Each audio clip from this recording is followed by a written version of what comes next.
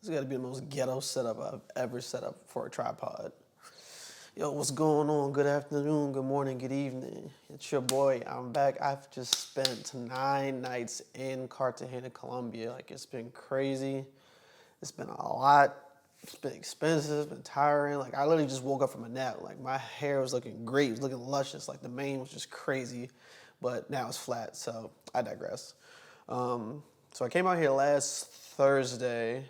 I was really just supposed to leave Wednesday, but then I was like, let me just extend out till Saturday. Let me just have a couple more vibes while I'm out here. So did that. Had issues with the airline, so shout out to them for being terrible. But I was able to get my flight rescheduled. Leave Saturday, extend my Airbnb out. That was a whole nother fiasco, but here we are. Loved it. If I get this place, probably like a 9 out of 10. Great food's a 10 out of 10. People probably like an 8 out of 10. Stuff to do is probably like a 7 out of 10. Beach is probably like an 8 out of 10, depending on the day.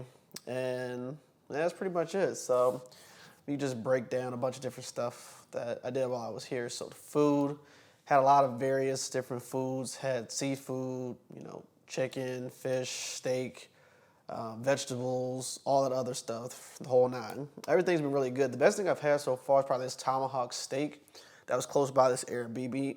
That was close by the Airbnb where I live at. They had this $35 tomahawk steak. It came out wood fire grill, just busting. Had that on medium. Most fire steak I've ever had. Had that. I think I had potatoes one day, fries another day.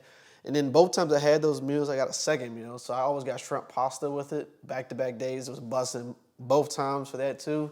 A little bit of a fat ass while I was here, I'm not gonna lie. But that's what I do when I come on trips. I like to eat. I'm an eater. So had that. It was probably the best dish I've had. I had this smoothie place about a 3-minute walk from there, and everything's close by my Airbnbs. Everything's like a 5-6 minute walk to where all the places I visited thus far, which is why I probably gave a lower score than I probably could have on stuff to do around here.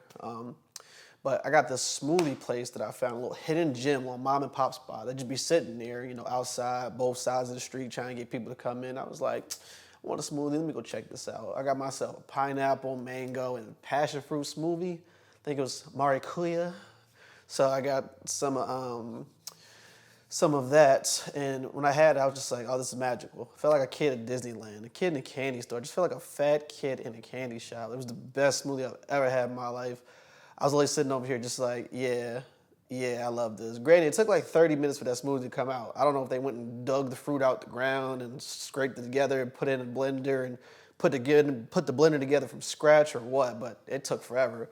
As soon as I drank that thing, me being fat, drunk it in like 2 sips, I was like, yeah, can I get another one? So I had to wait another 30 minutes, brought another one.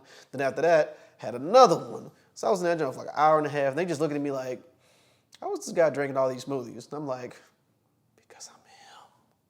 Because it's me. I am him. So that happened. It was very good. My backup dish was probably this pizza I had from the Polies, which is across the street from the steakhouse, because they kept wanting me to come back. I was like, nah, I need a break. I've been eating steak too much. I can't just keep eating this every single day. So I'm gonna take one day off from eating that, and I'm gonna come back the next day. So I took one day off. I tried this pizza place because there was this woman that worked there who was like one of the sign holders or one of the hostess. They have to both work on both sides of the street. There was a guy at the steak place that kept messing with me, and I was like, all right, bro, I'm gonna go eat your food. And then me and him got cool, and there was this woman. She would hound me and my man. She was like, you said you would eat here. You said you would eat here. You know good. I was just like, no, I'm gonna be back. Don't worry. I'm gonna try your food. It's good. She's like, no, you know good. You say you're gonna come back. You don't come back. I was like, whatever. So I finally went over there and tried it. I was like, look, where's this lady that works here who keeps bothering me? She keeps saying she want me to come here. Y'all food better be popping. She was like, oh, she's sick today. Lo siento papi. Ella es enferma. I was like, okay. So I was blown. I was like, I'm going to eat here anyways. I go over here, order my pizza. I don't like none of the dishes they got on the menu because they had all this extra shit on there. They got mushrooms, olives, and some random ass shit they put on pizza that don't belong with pizza, like pineapples. But I seen the pizza. I was like, can I make my own? They were like, yeah. I was like, all right, let me get the base of what you got on this. I want the sauce. I want it spicy. I I want the bread. I want it bussin'. I want it cooked real nice and tender, but not overdone. I want some chicken and I want some shrimp. And they looked at me crazy when I said chicken and shrimp. But I'm like, I'm basically Chef I'm Chef Robsy. If you didn't know, I'm Chef Robsy. So I'm just like, bring me what I want. It's going to be fire because I made it. So it took them like 30 minutes for this place to bring the food out, bring the pizza out. I'm looking at this pizza. I'm already looking at it like it's one of the best pizzas I've ever seen in my life. I'm over here just looking at it. I smell it, give it just one big sniff, right? Just smells irresistible. I'm like, all right, smells good, looks good, doesn't mean it's going to be good. Could be a sour apple, who knows? I take my first bite, busting. I fall out of my chair. I literally fall down. I started passing out. I called the server's name because I remember her name was Gloria. I was like, Gloria, this is the best pizza I ever had. This is the best pizza I ever had. And there was a chef. He's like an albino guy in the back. I was looking at him. I was like, sir, I love you. Like, I love you. I thought I knew what love was, but I didn't until I ate this pizza and seen your face, seen your albino face, and it was you.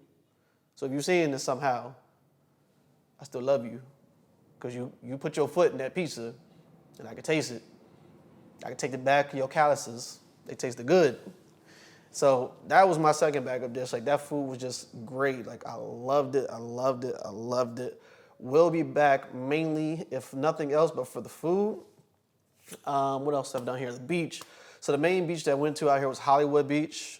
Miami Beach was like walking distance from there. Obviously when you go to a Spanish country or any one of these third world countries or many other countries, you're going to have a lot of workers on the beach that are, going to try to sell you a lot of stuff, try to sell you food, try to sell you souvenir items, try to sell you various different things that think they'll appeal to you as a tourist. So as soon as you get there, they just like non-go, like on fucking go. They're just ready for you to get here. And as soon as you put your feet in your sand, it's like, hey, papi, hey, mami, you want a chest set? You want a pair of flip-flops? You want a massage? You want this? It's like rapid fire, bro. It's like a game of Call of Duty. Like, they just all over the place, just spawning up out of nowhere. So you get there. When you first get to the beach, you get yourself a cabana. You got two different types of cabanas you can get at Hollywood Beach. You can get the ones with the ropes. You can get the one without the ropes. Get the ones with the ropes if you're an American, because if you're an American, the second you sit down, from the time you get there to the time you leave, people will be running up on you the entire time. And if you don't have the ones with the ropes, they're going to be all up on your back, breathing up on you, talking about some, you want a massage? I'll be like, bruh, no, don't want no motherfucking massage. So get the ropes. You need those. It ain't going to stop them, but at least they can't come in the ropes. Some of them real ballsy and come in the ropes. And shout out to them. Like, I respect them for being ballsy enough to come in the ropes. But I'd be like, get out my face, bro. I don't like my personal space. Just fuck with. Like, the second day I was there, right, there was a bunch of women that came over and was trying to massage me. And I'm over here like, no. So after I tell them no, they took that as yes. So I kept saying no. And I'm like, whatever, bro. I'm not paying you for this. So one woman massages my shoulder and my arm. She's like, you bonita. I'm like, I'm bonita. Like, I better get this for free then. I better get this for the free to. I'm over here like, she over here like, oh, you funny. I'm like, okay. I'm like, it's going to be funny when you don't get paid. So after this massage is done, because she did it free, I'm like, you know what? I'm going to come back tomorrow, get a full massage. It's not going to be that expensive. And I want to support the local workers anyway, so whatever. So I tell her that in Spanish. I'm like, mami, no dinero ahora, mañana posible, mucho dinero, necesito 2 horas, masaje, me and you, okay, muy bien. So she took that as coming back the next day with her friends to be like, oh, he gonna pay for full massage from yesterday. That's not what I said. And they know damn well that's not what I said. So if you somehow translating this, you know damn well I didn't say that. So they came back the next day. My homeboy got a massage. He kept fucking up the money. So every time they say 50, he would take out a $50 bill. And I'm like, bro, no, it's 50 pesos. Don't get him no $50 bill. Now they got us fucked up in the mind thinking that we ballers. We would just start throwing all this different type of money at them and shit. So when they came back, when it was time to leave the beach, I get the bill back from the main guy for the cabana, for these pina coladas. That was bussin', by the way. Pina coladas was bussin'. And various other things. They over there talking about, Poppy, you owe me money for a massage. You say you give me money for a massage. And then there's like 5 other women that try to overwhelm me in a circle, talking about, oh yeah, you say you give me money. Oh, you give me money. Oh, you say you give me money.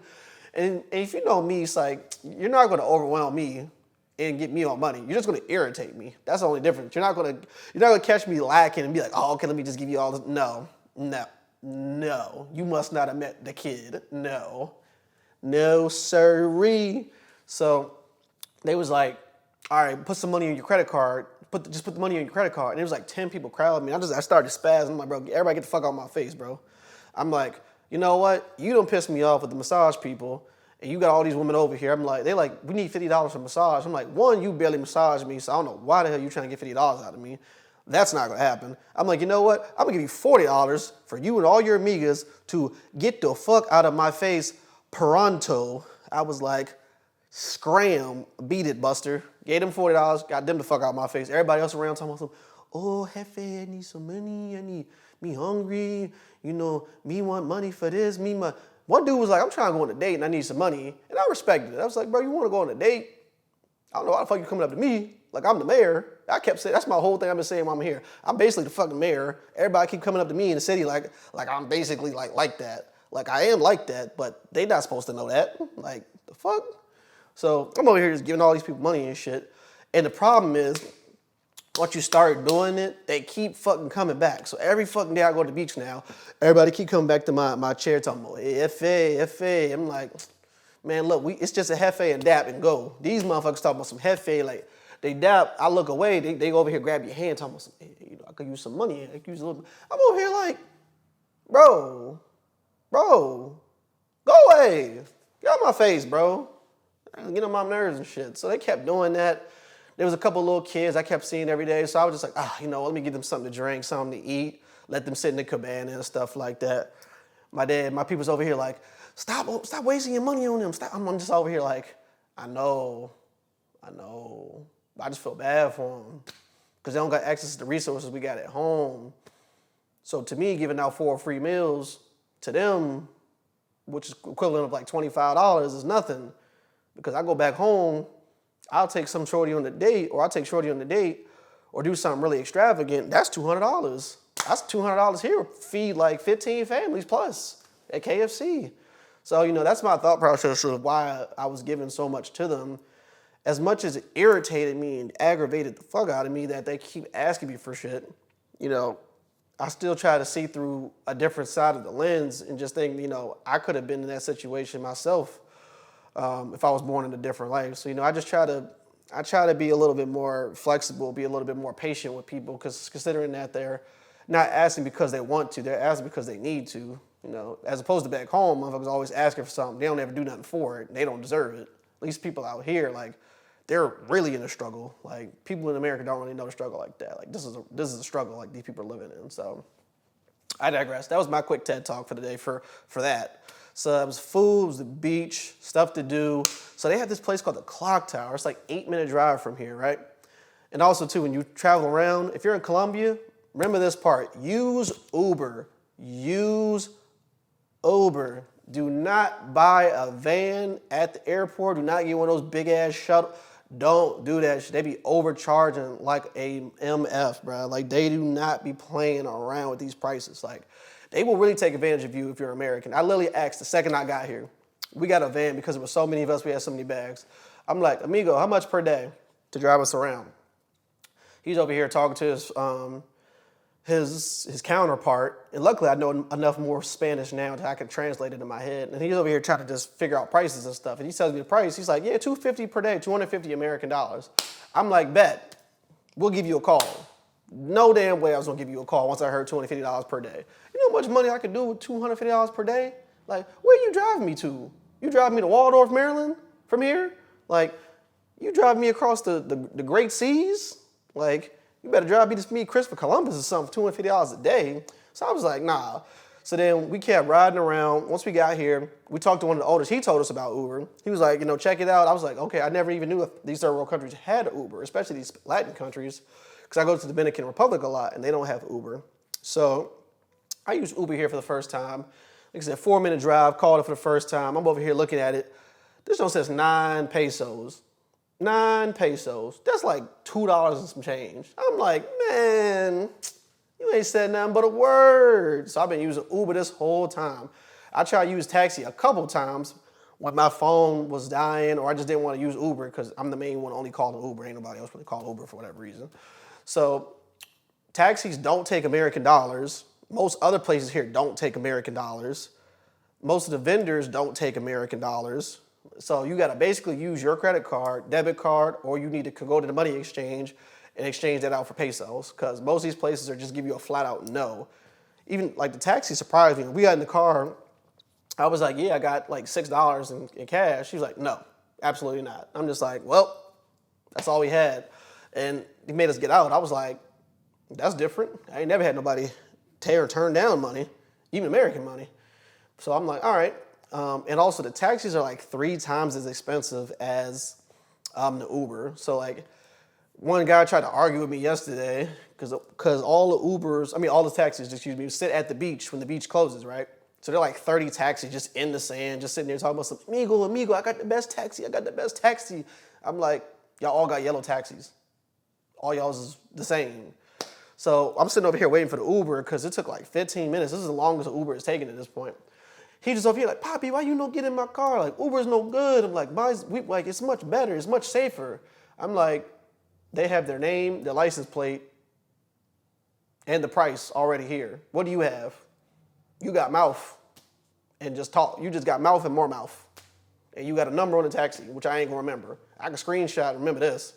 So he's like, well, how much is that Uber? I'm like, you think I'm stupid? No, you tell me how much your taxi is. And I show my friend, I'm like, look, this is how much the Uber is. We're like, how much is your taxi?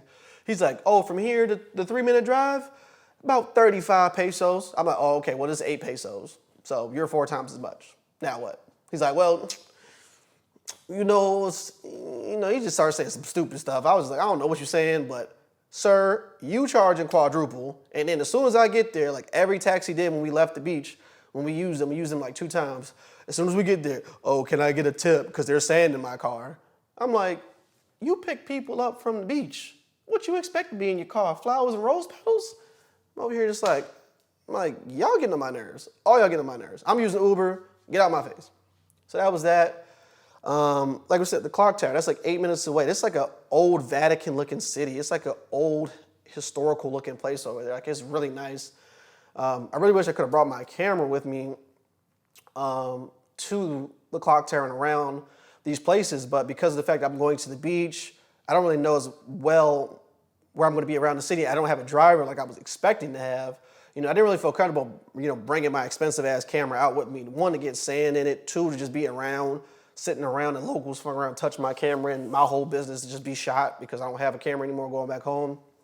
So basically just have to tell you about what's going on, which is I've been doing so far. So the clock tower is just in the center of the city. It's like, if you ever seen Maze Runner, it's like a big old maze, like a mouse looking for his cheese at the end. Like, that's literally how this city is set up. It's like a maze. Like, you go around these corridors, you see new stuff, you see restaurants, you see liquor stores, cigar places, hotels, a lot of hotels over here, more clubs, more restaurants. Like, it's just amazing back there. So went there a couple times. We went to a couple clubs, went to Dolce Vita, which is where a lot more Americans are, and Space. Those 2 clubs are back to back in like 5 minutes within the clock tower of this inner city. Beautiful setups. The first one, Dolce Vita, is very straightforward. If you're from DC or familiar with DC, it's set up more so like more like one of the clubs I work at, like Soundbar, or it's set up more like the backside of Rose Bars. It's pretty much just straight, and it's pretty tight in there. So it gets packed really quickly. We went at like 10 o'clock one night, and it was just elbow to elbow, wall to wall, a bunch of Americans in there, a bunch of locals in there, and it was a good time. Then we went next door to Space, and if you've been to Space, that one's more like a St. Eve's. If you've been there, more DC equivalent, St. Eve's, or like a Barcode, or an Opera, like that type of larger, spacious, like more roundabout, circular. Everything's like a big oval, kind of like those clubs are, a big oval, so you can see everything. And it got really packed very quickly. Like, you really don't want to be in those clubs just standing around, because people start bothering you. Like, the women start bothering you, like the people, the workers. Everybody just starts bothering you, and you're elbow to elbow. And I don't like to be bothered. I don't want to be touched. I don't want nobody to talk to me. I just want to come here, relax, sit down, drink, do my little 1-2 step, do my rod step, and then get out. So you got to basically buy a section. Sections really weren't too expensive in there. One day I paid the bill myself for everybody. I think we got a bottle of Ciroc. We got a liter. So that John was like, I think actually that bottle's over there, but I don't feel like going to get that. Should I get it for the video, y'all? Yeah, I'm gonna get it. I'll be right back. So I got a bottle of Ciroc, and we got the section, and I got some hookah. I'm over here like, hey, who gonna smoke this hookah? Everybody like, oh yeah, we gonna smoke this hookah with you, Rod. We gonna smoke it. So I got this liter, Fat Daddy, baseball bat, Joe Fat. All right, got one of these. I think this is like $250.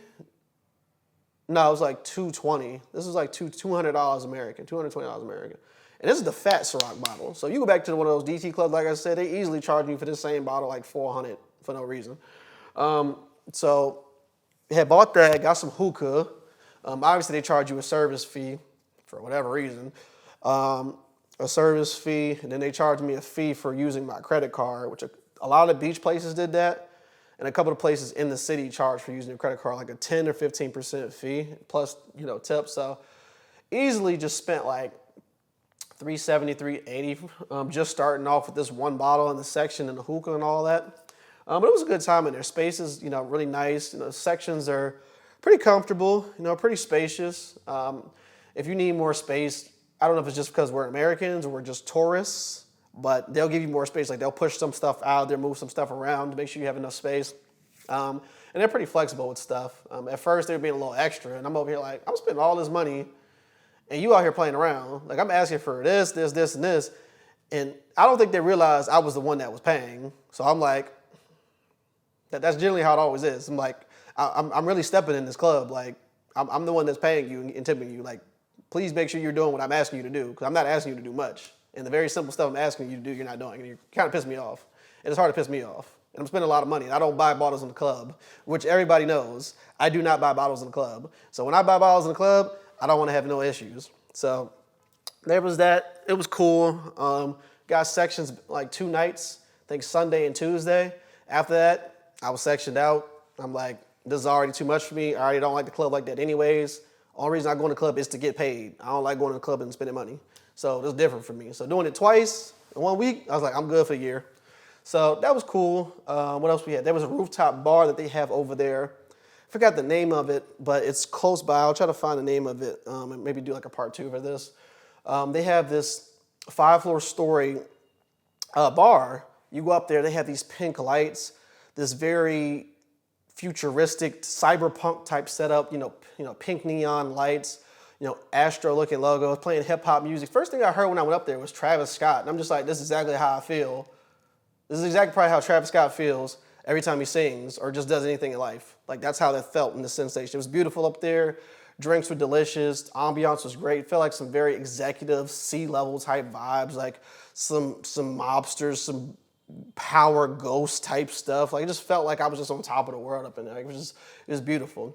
We had a little local show us around. They was attached onto us like glue. So, we gave them a little money. I'm like, all right, you want some money? Like, take me around the clock tower. Show us around the city. So me and one of my peoples got shown around the city for about 45 minutes to an hour. He showed us, the really good restaurants. One that was like #1 in Colombia, according to him, was named Manzala.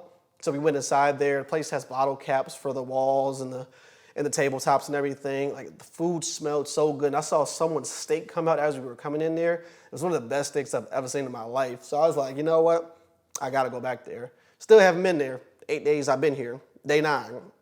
So today I said I'm going to that place today. So if we get there, we going to get there. If not, I'm going to be pissed. But if I got to, I'm going to go by myself.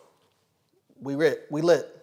So Clock Tower was really nice. Did a party bus last night. Me and my pops. My dad wanted to go, so I paid for us to go on the party bus. I'm like, yo, what's the price? Whoop-de-whoop. He was like, yeah, the price is this. I was like, yeah, the price is that, but I got this, so I'm going to pay you this. He was like, oh, all right. I'm like, bet. Cool. We get on the party bus. We sitting there chilling. Me, I'm just vibing, cooling.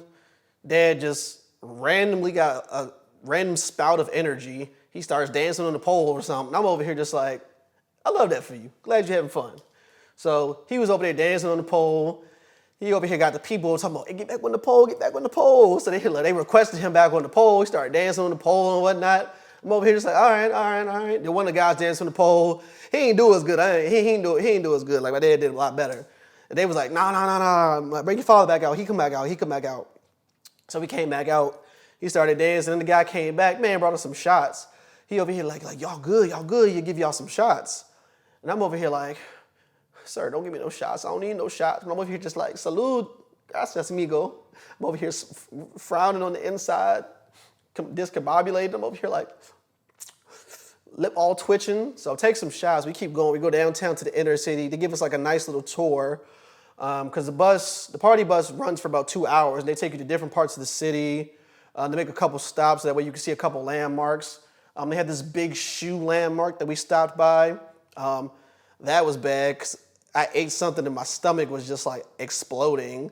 So like I was sitting over here just contemplating life and my stomach was just hurting. I'm over here like, Dad, like, he's like, what's good, son? I'm like, my stomach started hurting, bro. And I'm just like, I don't know what's about to happen. I just know my stomach hurting. Like, I don't know if I can keep living like this. He's like, what do you mean? I was just like, I don't know, but something crazy about to happen. So I'm about to go find a back alley and do something crazy. It's gonna be several different things that might happen. I don't know, but it's gonna be something crazy that's gonna happen. So he over here panicking with me, trying to find. He's like, no, let's find a bathroom. And I'm over here like, I ain't got much time. Something gonna happen. So we over here scouring, looking for the bathroom. They over here trying to sell something. One guy brings up this pork leg that he's over here putting in my face. I'm like, you wanna buy this? I'm over here like, no, I don't want no food. Get out my face. That shit stink, bro. I'm like, so we find this baseball game that's, for whatever reason, happening at midnight. He finds a bathroom. He's like, okay, go over here. I'm like, all right, bet. So I just over here start waddling to the bathroom and whatnot, SOSing in my head, over here panicking and shit. I go to the stall. I started yelling. I was just like, oh. I started moaning. I started yelling in the bathroom. There was a guy next door. He was over here laughing and shit. I'm over here just like, man, I don't even care, but I'm over here just releasing everything I ever existed in my life into this bathroom. I'm over here just like praying and whatnot. I come out the bathroom, the guy over here just looking at me, just smirking, washing his hands. He washed his hands for mighty long because I heard that water on for like 6 minutes because I was in the bathroom for a little minute. So I came out, my shirt was drenched, bro. My face was all sweaty, my hair was all. My dad was like, you know you sweating? I'm like, for real? He just started dying. Like I was over here drenched, bro. Like I was over here, felt like I was fighting war. I was fighting famine or something. Like I felt like I just had a great pilgrimage when I left the bed. I felt like Forrest Gump when he just went running and didn't stop. But the real result happened. He was tired. Like that was me. Like I felt like I fought a great battle. Like I came out, put my arm on my leg. I'm over here just like, man, I can't keep living like this, man. He's like, you look a little thinner already. I was like, God damn, like I feel thinner. I feel like I just released like a part of a child or something out of me. Like I felt like a new beginning has just happened. So that happened. I don't know what did that. I felt like it was the shots. Then the guy came back on the bus because he was like, what's taking y'all so long? Because it had been time to go to the next spot. And I was just like, you probably glad that I went to the bathroom because it would have happened on this bus. And y'all would have seen some things on this bus y'all would not have wanted to see. That would have been a first for y'all. And I was over here. It's funny that happened because I think there was a stomach bug going around and several of my group, like all the guys had got like their stomach messed up. And one of the guys, he messed around and pooped on himself in the bed. So he done pooped on himself and it's just a wrap. So we just like, I've been calling him Mr. Boo Boo the whole time. And I've been joking. It was almost me. It was almost me. I ain't gonna lie. It was almost me. But, my camera about to die. So, all right, my camera died. So we gonna do it this way. Had this janky setup. When my camera died, man, we got this janky setup going on. I had to change my batteries real quick, but I'm over here shaking and whatnot. So let me try to hold this joint with 2 hands. So basically what I was saying was that was almost me. You know, my man's, I called him Mr. Kaka the rest of the trip that he was here. My man left without saying a word. That's probably part of the reason why. But you know what? That was almost me. I was talking too much trash, and I almost ended up just like him. And, you know, I couldn't let that happen. Because if that happened, it would have been the second country that happened. Not in the bed, but some things have happened. Some things have happened with my stomach and food in the road. We ain't gonna speak on that though, because we're in Colombia now. But like I said, the food was great. You know, the people were pretty good. Beaches is great. My room was great. Like I got this room for $55. It was amazing. Like this joint is huge. You know, so huge. That's my view out here. It's cool. It's nice. It's a vibe. You feel me? So, all in all, I think that I'll probably say I'll definitely be back. Food's definitely really good out here. People are good. The fact that I can get a $55 room, and the room is gigantic. It's like the size of my room back home, and I have a pretty gigantic room back home. Just lets me know that, you know, I'm comfortable in here. I have enough space to kick my feet out, do what I need to do. You know, if I want to do some work, which I did do while I was here. I was on my computer for most of the time I was here. Record this video like I'm doing right now. Or anything else, like eat, bring food back here, which I do like 99% of the time. Go to the beach. I have enough stuff to like spread stuff out and feel comfortable without feeling like I'm boxed in, which is what I really like and enjoy. The only issue I had here, well, not really issue, but wish list. Like I wish this place had a pool. Like if the place had a pool, like I'd probably never leave, but it's what it is. Cool. So I'm about to go ahead and chop this video up, put this on the line real quick. I'm not about to do no crazy edits, no crazy cutaways, but I just put like, comment, subscribe below. Maybe I'll start doing some more vlogs in the future when I start traveling more, just have something different on the page. But yeah, man, that's pretty much it. That's my experience in Colombia. Going to the DR next month to film a wedding, so that's gonna be exciting.